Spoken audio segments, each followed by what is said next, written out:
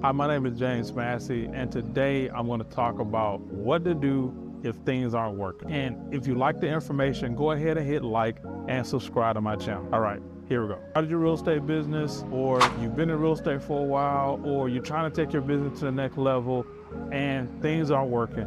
You know, you might be trying to build a team. You might be in the process of, attracting people to your team, but things aren't working. What do you do in that situation? So one of the things that I've always, done for myself is I've allowed myself to have a grace period in order to figure things out and to get things right. I understand that whenever I start something new, that I'm not going to be great at it initially, but over time, that's when, skills are picked up and you start getting better. Case in point, when I first started my real estate business, I wanted to work with buyers because that was like low-hanging fruit at that time. So what I started doing is I got better at it. I sucked at it at first, right? But I got a little bit better. And then eventually I became an expert for working with buyers. I wanted to make that transition into sellers because, let's face it, sellers have more leverage with it.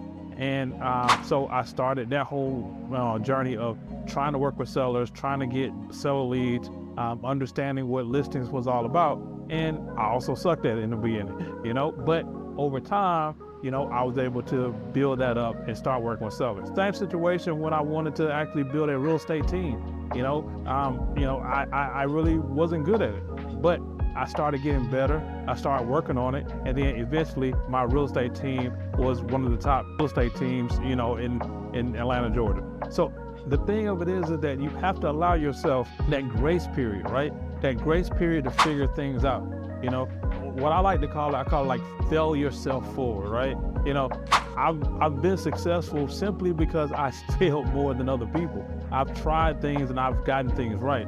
But my failure is tied into my education. It's tied into the things that I know, the things that I learned. I've invested so much time and so much money into education-wise, and I'm not talking about just the education of, what houses are worth or anything like that. But, even though those things are super important, but you got to put time in the education of being a real estate business. I'm the type of person where I don't believe that everybody should just be in real estate. You should have a real estate business. So real estate business is something that you're thriving for, and there's processes that you have to put in place and systems that you have to put in place in order to be successful if you want consistent closings, if you want consistent business going on. So you gotta invest in yourself.